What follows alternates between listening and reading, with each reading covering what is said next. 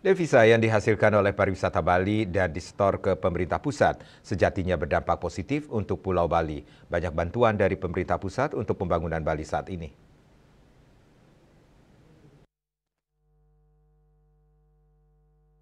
Seperti diketahui bersama, sekitar 40% pendapatan pariwisata nasional berasal dari Bali. Jika dilihat dari luas geografis Pulau Bali dan jumlah penduduknya, maka pendapatan devisa pariwisata sebesar 107 triliun rupiah sangatlah besar untuk pemerintah pusat. Menurut pelaku pariwisata yang juga Ketua Fraksi Golkar DPRD Bali Anak Agung Bagus Tri Chandra Arka berpendapat bahwa devisa yang disetor ke pusat pasti ada dampak positif bagi Pulau Bali.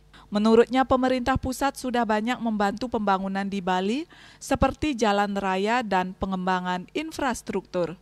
Pria yang akrab disapa Gung Chok ini menambahkan, pemerintah provinsi dan kabupaten kota mesti menjalin komunikasi dengan pemerintah pusat untuk menggulirkan bantuan lebih banyak lagi. Banyak pembangunan yang di Bali ya tidak terlepas dari bantuan dari pusat.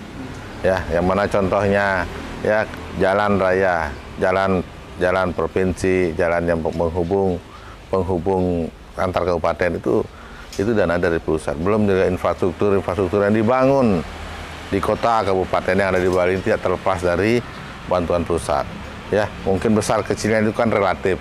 Sekarang terkait dengan hal tersebut, pastinya pemerintah Provinsi Bali dan pemerintah kabupaten kota ini bisa melakukan suatu hubungan, berkomunikasi dengan pemerintah pusat, sehingga bantuan-bantuan pusat bisa digulirkan lebih banyak lagi sebagai penunjang, ya, gimana penunjang pastinya di penunjang pariwisata itu sendiri.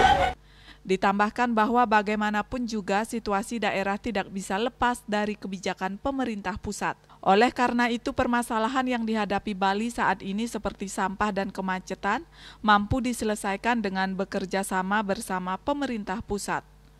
Andika, Bali TV.